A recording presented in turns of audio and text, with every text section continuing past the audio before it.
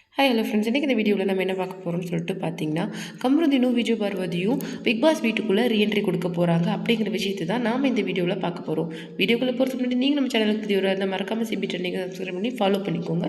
வாங்க வீடியோக்குள்ளே போகலாம். கமருதீனும் விஜய் பார்வதியும் கார் டாஸ்கில் சாண்ட்ராவை கிக் பண்ணி வெளியில் தள்ளி ரெட் கார்டு வாங்கின அப்புறமேலு சரியாக 1 வீக் கழித்து இந்த வீக் சாண்ட்ரா எவிக்ட் ஆகியிருக்காங்க. பிகாஸ் அந்த டைமில் அவங்க அந்த சுச்சுவேஷனை தனக்கு எவ்வளோ சாதகமாக யூஸ் பண்ண முடியுமோ யூஸ் பண்ணி ஓவர் டூ பண்ணி இப்போ இந்த வீக் அவங்க எவிக்ட் ஆகிருக்காங்க. அப்படி அவங்க ஆக்ட் பண்ணாமல் இருந்திருந்தாங்கன்னா கண்டிப்பாக அவங்க ஏற்படுத்தின அந்த சிம்பத்திக்கு அவங்க தான் பிக் பாஸ் டைட்டில் வின்னராக ஆயிருக்கணும். 1 வீக்கில் நீங்கள் எவிக்ட் ஆகுறீங்கன்னா அப்போ உங்களுடைய ஆக்டிங்கை கண்டஸ்டன்ஸும் சரி மக்களும் சரி கண்டுபிடிச்சிட்டாங்க. முக்கியமாக எக்ஸ் கண்டஸ்டன்ஸ்லாம் சாண்ட்ராவை எக்ஸ்போஸ் பண்ண ஆரம்பிச்சிட்டாங்க. நீங்கள் கொஞ்சம் ஆக்ட் பண்ணீங்க, அந்த சுச்சுவேஷன்ஸ் ரொம்ப உங்களுக்கு இதாக யூஸ் பண்ணிக்கிட்டீங்க, உங்களை கிக் பண்ணி வெளியில் தள்ளினப்போ உங்களுக்கு பேனிக் அட்டாக் வந்தது, ஃபிட்ஸ் வந்தது, அதெல்லாம் ஓகே.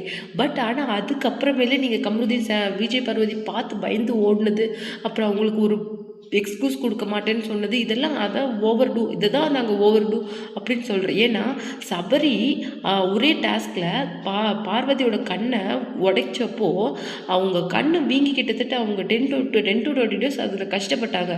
அப்போ ஏன் நீங்கள் யாரும் விஜய் பார்வதிக்கு சப்போர்ட் பண்ணல? அந்த பொண்ணு கண்ணு வீங்கிட்டு இருக்கும்போது கூட சபரிக்கிட்ட ஆர்கியூ பண்ணிகிட்டு இருந்துச்சு. நீங்கள் ஏன் சபரிக்கு ஒரு எல்லோ கார்டு கூட வாங்கி கொடுக்கல? அப்போ எங்கே போச்சு உங்களுடைய அந்த பிக் பாஸ் ரூல்ஸ் எல்லாம்? இப்போ 2 பேருக்கு ரெட் கார்டு வாங்கி எவிக்ட் பண்ணணும், அப்புறமேல நீங்களே டைட்டில் வின்னராக இருக்கணும், நீங்கள் ஏன் டைட்டில் வின்னர் ஆகலை அப்படின்னு சொல்லிட்டு தான் இப்போ மக்கள் எல்லாம் கேட்டுட்ருக்குறாங்க. அது மட்டும் இல்லை, அன்னைக்கு அவங்க ரெட் கார்டு வாங்கி எவிக்ட் ஆகினப்போ எவ்வளோ சந்தோஷப்பட்டாங்களோ இன்னைக்கு இவங்க எவிக்ட் ஆகுறப்பையும் அதே சந்தோஷம் இருக்குது. அப்படின்னா அப்போ சாண்ட்ராவோட ஒரிஜினல் எக்ஸ்போஸ் ஆகிடுச்சு. அது மட்டும் கிடையாது, பிக் பாஸும் 2 பேருக்கு ரெட் கார்டு கொடுத்தா அந்த ப்ராப்ளத்தை சார்ட் அவுட் பண்ண ட்ரை பண்ணுறாங்க.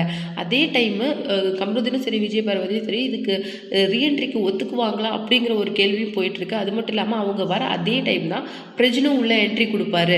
அப்போ கமருதீனுக்கும் பிரஜினுக்கும் ஆல்ரெடி பிரஜின் வெளியில் சொல்லியிருந்தாரு, நான் உள்ளே வந்தேன்னா கமருதீன் அங்கே இருந்தானா அது அவனுக்கு பேட் டைமாக தான் இருக்கும் அப்படின்னு சொல்லிட்டு மிரட்டிட்டு இருந்தார். அது மட்டும் கிடையாது, யாராவது ஸ்கேம்டரா சொன்னீங்கன்னா நான் கேஸ் போட்டுருவேன் அப்படின்னு அவங்களுடைய ஐடியை பிளாக் பண்ணிடுவேன்னு சொல்லி பிரஜின் ஆல்ரெடி வெளியில் மிரட்டி இருந்தாரு.